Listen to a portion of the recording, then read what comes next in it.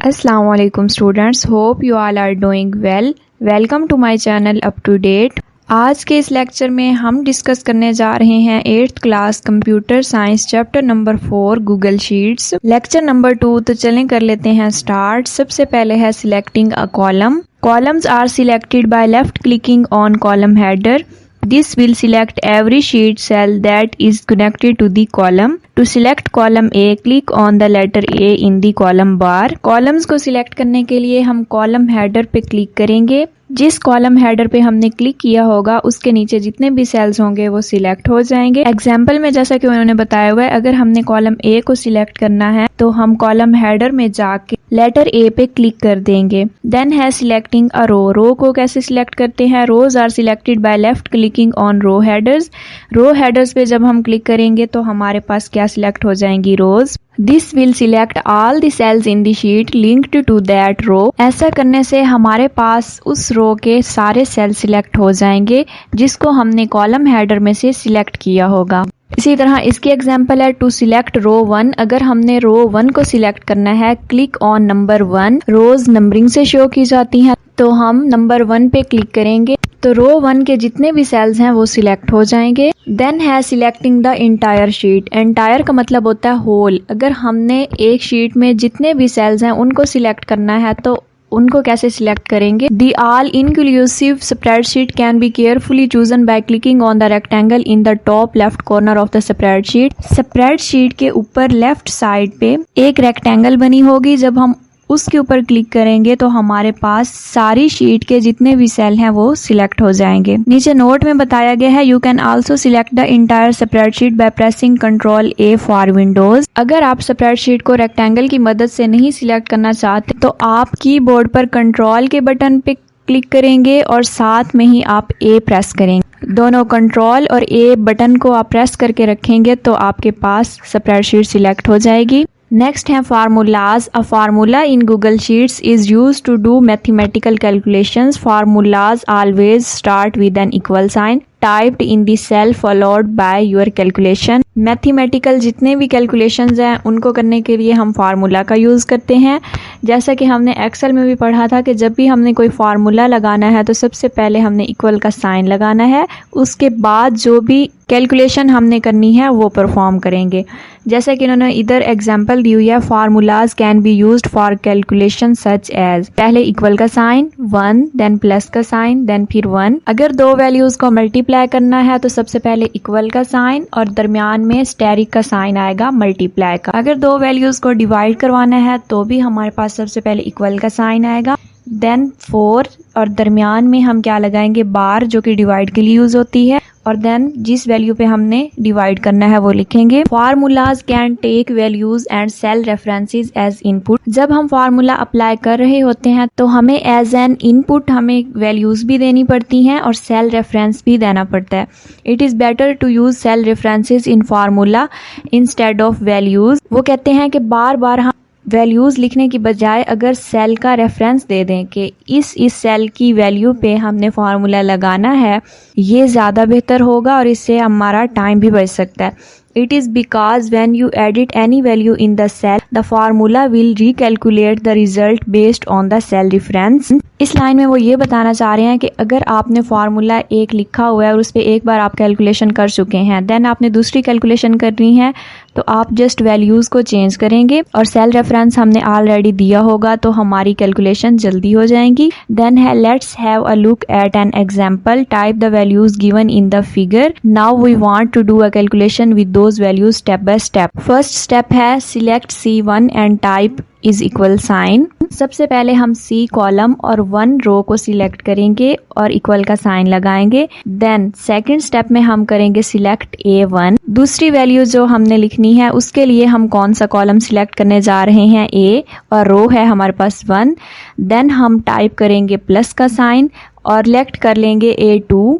Then keyboard पे हम press करेंगे जी एंटर। तो हमारे पास जो कैलकुलेशन है वो सक्सेसफुल हो जाएगी, जैसा कि इन्होंने यहाँ पे इक्वेशन लिखी भी हुई है। A1 हमारे पास सेल था, उसमें हमने 2 लिखा था, A2 सेल में हमने 4 लिखा और दोनों को जब ऐड किया तो उसका रिजल्ट शो हुआ C1 सेल में और वो आया जी 6।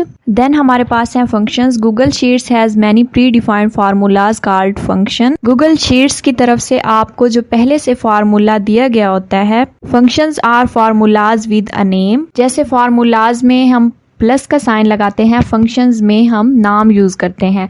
Every function is followed by a function symbol parenthesis. जो ये फंक्शन होते हैं ये पैरेंथेसिस स्मॉल ब्रैकेट्स में बंद होते हैं, जैसे कि इधर लिखा हुआ है functions are typed with equal and the function name. सबसे पहले हम इक्वल का साइन लगाएंगे। देन अगर हम सम करवाना चाह रहे हैं तो SUM लिखेंगे। You must apply the function to a range once you have typed the function name. जब आप फंक्शन का नाम लिख लेंगे तो आपको उसकी रेंज भी बतानी होगी। The range is always inside the parenthesis. और जो रेंज है वो ऑलवेज हमने बतानी है ब्रैकेट्स के अंदर। इसी तरह उन्होंने ब्रैकेट्स में बताया you can use a formula to fill out a whole column. अगर हमने एक पूरे कॉलम को फिल करना है तो उसके लिए हम फार्मूला कैसे लगा सकते हैं। Select cell F2, column F हो और रो हो जी सेकंड, और राइट साइड के बॉटम कॉर्नर पे आके हम उसको खींच लेंगे जितना हम उस कॉलम को बड़ा करना चाहते हैं। मीन जितनी ज़्यादा हमारे पास वैल्यूज़ हों उसके हिसाब से हम एक सेल को छोटा बड़ा कर सकते हैं इस तरीके से। एग्जाम्पल्स ऑफ फंक्शंस दी हुई हैं। एवरेज का फंक्शन है वैल्यूज़ के दरमियान मीन कैलकुलेट करने के लिए, एवरेज कैलकुलेट करने के लिए। काउंट का फंक्शन है जी हमारे पास इज इक्वल लिख के हम काउंट लिखेंगे। Count cells with numbers in a range. जितनी हम रेंज यूज कर रहे हैं उसके अंदर जितने सेल आ रहे हैं अगर हमने उनको काउंट करना है तो इस तरह से करेंगे। अगर हमने अपनी वैल्यूज में से सबसे बड़ी वैल्यू फाइंड आउट करनी है तो इज इक्वल का साइन लगा के हम मैक्सिमम लिखेंगे। अगर सबसे छोटी वैल्यू फाइंड आउट करनी है अपनी वैल्यूज में से तो इज इक्वल का साइन लगा के मिनिमम लिखेंगे। और अगर हमने वैल्यूज को जमा करना है तो इज इक्वल का साइन लगा के हम SUM सम लिखेंगे। देन हमारे पास डिफरेंस बताया गया है गूगल शीट्स में और एक्सेल शीट में। पहला पॉइंट है Google LLC developed Google sheets. Google sheets को किसने बनाया है? गूगल LLC ने। इसी तरह माइक्रोसॉफ्ट कॉरपोरेशन ने बनाया है जी MS एक्सेल को।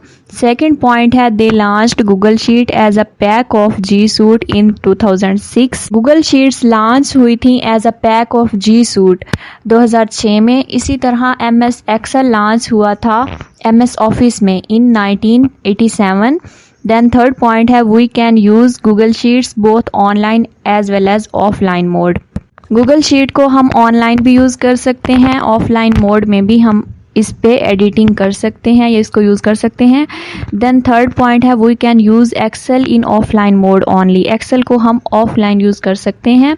फोर्थ पॉइंट है Google Sheets is available in 83 languages. Google Sheets की तरफ से हमें जो लैंग्वेजेस प्रोवाइड की गई हैं वो हैं 83।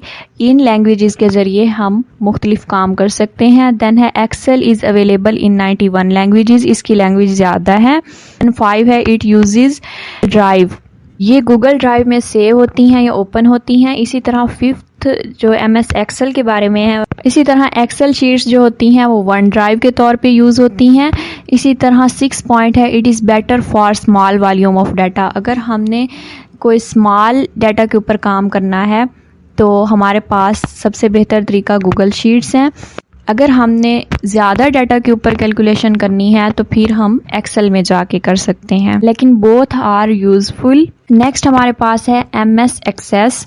Microsoft offer Microsoft Access, commonly known as MS Access. Microsoft की तरफ से हमें एक प्रोग्राम ऑफर किया गया है जिसे हम कहते हैं माइक्रोसॉफ्ट एक्सेस और MS Access. It is a database management system. अच्छा, डेटाबेस सिस्टम एक ऐसा सिस्टम होता है जो कि हमें हमारी इंफॉर्मेशंस के रिलेटेड एक बॉडी प्रोवाइड करता है। जैसे इन्होंने यहाँ बताया भी हुआ है, the database management system offer database functionalities where you are also able to program. It helps to design easy to use screen का हमने काम करना होता है उस तरह की हमें ये स्क्रीन डिज़ाइन करके देता है। It also aids in data management and analysis of vast amount of information. There are 4 objects that make up the database. These objects are, अब डेटाबेस को जो जो चीज़ें बना रही होती हैं वो बताई गई हैं। जैसा कि इधर है queries, according to search parameters queries provided answer to question.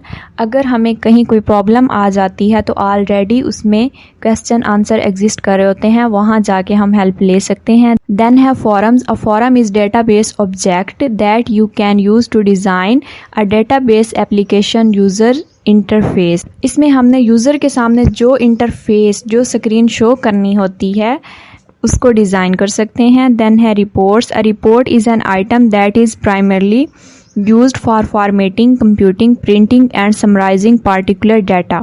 इससे हम डाटा को फॉर्मेट कर सकते हैं, उसके ऊपर हमने किसी भी तरह की प्रोग्रामिंग करनी है, उसको प्रिंट करना है या फिर उस डाटा की समरी बतानी है कि इस डाटा में था क्या क्या, शॉर्ट फॉर्म में बताना है तो आप वो बता सकते हैं। तो चैप्टर 4 हमारा हो गया एंड। वीडियो अच्छी लगी हो तो लाइक, शेयर और चैनल को सब्सक्राइब कर लें अगर आप चैनल पर नए हैं तो। अच्छा रिस्पांस दें। किसी बात की समझ नहीं आई तो आप कमेंट बॉक्स में पूछ सकते हैं। नेक्स्ट लेक्चर तक के लिए अल्लाह हाफिज़।